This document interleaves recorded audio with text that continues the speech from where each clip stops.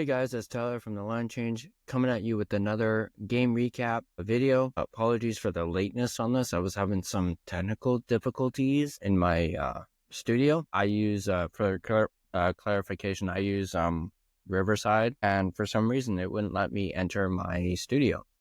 I kept on getting like an error message, so I rebooted my computer and, did all this hoopla to try and get in, and then it finally worked. So here we are. So that's why this video is a little late. At the time of recording this, it's a little after midnight. I was hoping to try and get the video up by 11:30. Obviously, that didn't happen. Enough about that. So apologies for the lateness on this, but let's dive right into this game recap. What an exciting game. I missed the majority of it as I was at my other job, but I did manage to catch, the last 10 minutes of the third period and then the overtime. So I was able to catch that, but I did make notes while I was at my other job. So let's dive right in. So the first period, the Canucks managed to actually score in the first period, which is something we have not been able to say for quite some time now. The Canucks haven't been a first period scoring team as of late. So it's great to see the Canucks actually put one on the board in the first period. And actually from some of the highlights that I saw of the first period, the Canucks looked really good in the first period. They actually outshot the Kings 6-4 in Nils Höglander scores at 9:56 of the period, assisted by Derek Forbort. This was Höglander's 5th goal of the season. So it's nice to see Höglander get on the score sheet after he's had a lackluster season compared to his season a year ago. So not much happened in the first period other than, the Canucks actually scoring in the first period. I did want to make a note that Quinn Hughes only played 6 minutes in the first period. Now, he was originally a game time decision, and then it was said that he wouldn't play, and then it was said that he was going to play. So a little bit of confusion there just prior to puck drop. I believe it was Thomas Drance even said of The Athletic that Quinn's not playing. And then he had to recant that and be like, wait a minute, Quinn is playing. So the Canucks ended up dressing 7 defensemen and 11 forwards, and they made it known that Hughes was going to have limited minutes in this game as they just wanted, to see how he fared. So as I said, Hughes only played 6 minutes in the first period, which is pretty low for him. So moving on to the second period, Connor Garland scores on the power play, assisted by Hedel and Joshua, Garland's 15th of the season. So in the second period, the Canucks have a 2-0 lead, which is not something, again, we're used to hearing these days. The Kings ended up getting 7 shots in the period. Canucks was 6, so the Kings ended up outshooting the Canucks in the second period. Seemed like, the Kings kind of bounced back a little bit after a bit of a lackluster first. Lankinen really kept them in the game in the second period. He really stood on his head once again. There were 2 penalties each in the period. I didn't write down what the exact penalties were, but I just made note that there were 2 penalties for each team in the period. So yeah, at the end of the second period, it was still 2-0 Vancouver. Going into the third, after 2 periods, shots were 13-12 in favor of LA.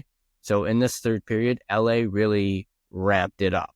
Like the Canucks, it seemed like they kind of, laid back and tried to protect that 2-0 lead, something they've done in the past and something that's really burned them, especially, in games like this. It happened in that game against Seattle where they were up 3-0, and Seattle ended up coming back and winning the game. So there was that. I did notice a little bit of that. I also noticed the Canucks icing the puck multiple times in the third period. Like the broadcasters even mentioned, it was 2 or 3 times in a row where they iced the puck. And again, I've mentioned in a previous video, that just can't happen. And then Adrian Kempe scores his 26th of the season at 9:16, assisted by Gavrikov and Byfield.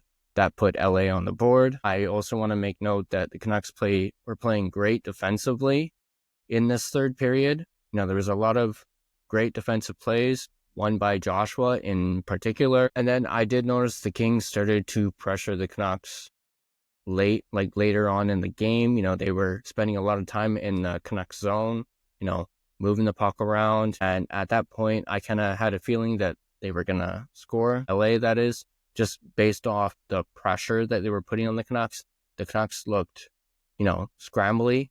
So there was that. And then obviously in this third period, the Canucks were really, really getting outshot by LA. And then Foegele scores his 16th of the season, assisted by Spence and Mouvrer. The goal was reviewed due to goalie interference. The Canucks ended up losing the challenge, so they therefore got a penalty. I do feel as though that was a questionable call on Rick Tocchet's part, reviewing that due to goalie interference. Yes, there was a little bit, he had, I guess, a bit of a case. It looked like there was a little bit of contact between Foegele and Lankinen, but it wasn't, concrete. And yeah, it wasn't there. You couldn't really tell exactly. So I thought it was a bad call on Tocchet's part to challenge that. I don't know why he challenged it. There was also talk about, there being like a high stick, and maybe that was why they reviewed it for goalie interference, so the referees could take a look at the high stick, but it didn't seem to matter in the end. The Canucks end up losing the challenge, something they don't do often because they don't challenge a hole often. So the Kings ended up scoring 2 goals in a span of 3 minutes. So they tied the game. I mentioned case of the Canucks sitting back with the lead again. I already mentioned that. I also, when I was watching, at least when I started watching the third period, I wasn't noticing Quinn Hughes on the ice. Obviously, we mentioned at the start of this video that, he was playing limited minutes. And yeah, I didn't really see him a whole lot in the third period, at least until the very end, was when I started seeing him. So obviously they were monitoring his minutes. And then the Canucks had a very late push at the end of the game, at the end of the third period, trying to get the win in regulation. Third period ends and we're going to overtime. So at least the Canucks got a single point going into overtime. Obviously, this ended up 2 points as they won in overtime, but they got that single point prior to winning in overtime. So that was a big one for the Canucks. Overtime. So there was that penalty in overtime by Drew O'Connor, who it looked LA was on a somewhat of a clean breakaway, up ice, and I thought O'Connor made a brilliant defensive play to get back. And yes, it looked like he kind of tripped up the LA player, but I also thought it was clean at the same time. And it's not often that the referee will blow the whistle for a penalty in 3-on-3 overtime. I thought he could have just let it go, like honestly, and that's just my personal opinion. But, ended up being a penalty in overtime. So it's 4-on-3. And then during that ensuing power play, Tyler Myers got hit in the neck by blocking a shot. So that was very scary to see. He ended up leaving the game. Post-game, it says that he's okay. He's got a massive welt on his neck, and that apparently it struck a nerve. So he was very dizzy after it happened. Rick Tocchet said post-game that, he's doing okay. There's a chance he could play tomorrow against Anaheim. So that is a really, really big positive. And the Canucks definitely dodged a bullet there, as that looked scary. And it actually made me cringe when I saw it, especially on the replay. So the Canucks ended up killing off that penalty. The Kings went 0 for 4 on the power play. So the Canucks penalty kill, back to the way it was. I know they allowed a power play goal against Utah, but prior to that goal, the Canucks had killed off 14 straight penalties. Now they're back up to having killed 4 straight penalties. So the penalty kill is like the one positive that the Canucks have been doing during this stretch of not being able to get any offense or struggling to get offense. It's been the standout positive for the Canucks, which is always great to see. And of course, Garland scores his 16th of the season at 4:26, assisted by Quinn Hughes and Philip Hedl. So Quinn Hughes gets on the score sheet in his return to the lineup, which is great to see, considering, he missed 6 games. And even though it's only 6 games, he essentially missed almost a month of action, because of the Four Nations break. So that's the game. The Canucks win it in overtime. They snap their 2-game losing streak. They get those 2 points that they dropped against, Vegas and Utah. They didn't drop another 2 points. Those 2 points are very important. They are now above the playoff bar. I haven't looked at the standings as of this recording yet, but I do know they were below Calgary, and I haven't also paid attention to see if Calgary won. Let me actually quickly look, just because that's important to know. So, why is it not showing? Technically, the Flames actually play today, as in Wednesday. So, but either way, the Canucks are... Actually, let me quickly look at the standings. Apologies for this. So as of this recording, the Canucks are at 65 points. The Flames are at 64. So the Canucks managed to leapfrog the Flames, and they are now in that second wildcard spot. The Kings gained a point, so they are now at 70. So yeah, there's that. Couple post-game notes. Lapidol, 2-point night, which is huge for him. He had 2 assists, so it's really great to see Heedle, continue to,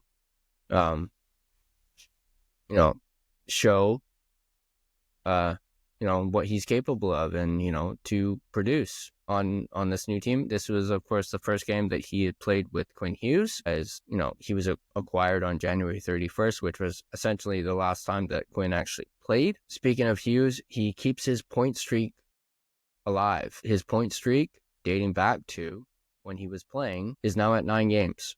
So despite missing 6 games, he still has a 9-game point streak, and he was able to keep that going with that assist on Garland's overtime winner. Connor Garland, 2-point night, 2 goals plus the game winner. Garland had a huge night tonight, especially considering he had gone a little quiet since Christmas. He had been struggling to score, so that's a great confidence boost for him, getting 2 goals here tonight, especially the winner. And then Quinn Hughes ended up playing 21 in his return to the lineup. As we mentioned, he had limited minutes here tonight. So normally you'll see Quinn play 29, 28 minutes a game. So this was obviously drastically down by almost 10 minutes. But he did end up playing over 20 minutes in his return. On the first game, first half of a back-to-back. Obviously, we're going to be curious to see what his ice time is going to be tomorrow. I would have to assume he's going to play tomorrow, but he might also, much like tonight, have limited minutes, as they want to rest him, and they don't want him to have another injury, or they don't want to push him. He's just coming back from a oblique injury, and they need him for the rest of the season. Like you saw in those 2 games without him, they just looked lost, and has a lot of impact on this team's offense. So you need Quinn Hughes in your lineup if you want to have offense. So yeah, that's going to do it for this recap video. Again, apologies for the lateness on this. And yeah, if you like this video, leave a like. You really help out the channel. Same thing if you subscribe. So do me a favor and smash that subscribe button. Once again, you really help out the channel. Share if you're watching and listening to this on Spotify. Leave a comment. Let me know what you guys thought of the game. And then also leave a comment on the YouTube channel as well. And I'll see you guys in the next video.